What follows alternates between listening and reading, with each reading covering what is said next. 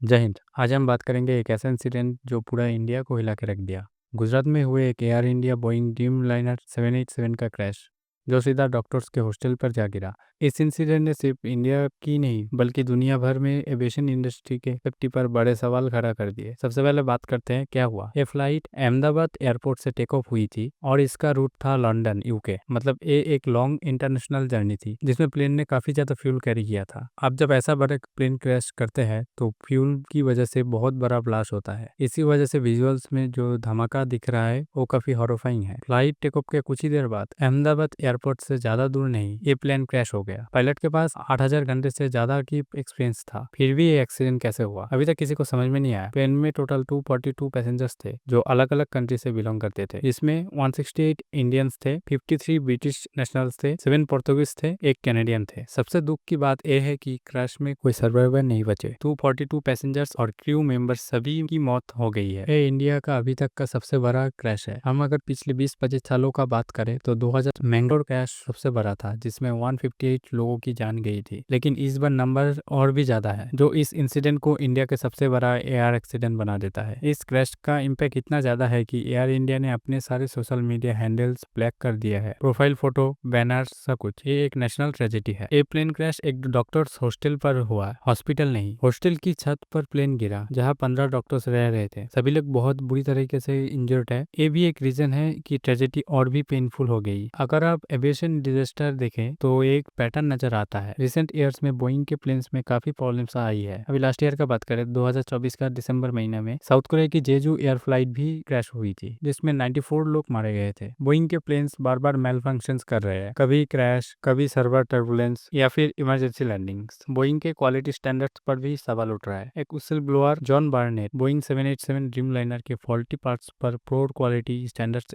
Expose किए थे। उन्होंने बताया था कि कंपनी प्रॉफिट और डेडलाइन के चक्कर में सब स्टैंडर्ड पार्ट्स यूज करते हैं। कुछ दिन बाद उनकी मिस्टीरियस तरीके से डेथ हो गई है। उनकी फैमिली ने बोइंग पर केस भी किया है। आज भी इंडिया अपने एयरक्राफ्ट के लिए पूरी डिपेंडेंट है यूएस या यूरोप के पास। चाइना ने खुद का ऑल्टरनेटिव बना दिया है, C919 एयरक्राफ्ट, जो बोइंग का रिप्लेस कर रहा है। इंडिया को भी सोचना होगा हम अपना प्लेन्स कब खुद बनाएंगे ताकि अकाउंटेबिलिटी और सेफ्टी स्टैंडर्ड्स मेंटेन हो सके। तो दोस्तों ये था गुजरात प्लेन क्रैश का एक एनालिसिस। अभी इन्वेस्टिगेशन चल रही है, ब्लैक बॉक्स की डिटेल्स मिलना अभी बाकी है। जब तक फाइनल रिपोर्ट नहीं आती स्पेकुलेशन से बचे। लेकिन एक बात क्लियर है, अब हमें एविएशन इंडस्ट्री में मेक इन इंडिया पर फोकस करना होगा ताकि फ्यूचर में ऐसा डिजास्टर ना हो। अगर आप एग्री करते हैं तो अपनी थॉट्स कमेंट में बताइए। वीडियो पसंद आए तो लाइक करें और शेयर कीजिए और सब्सक्राइब करना ना भूलें। Thanks for watching. जय हिंद, वंदे मातरम।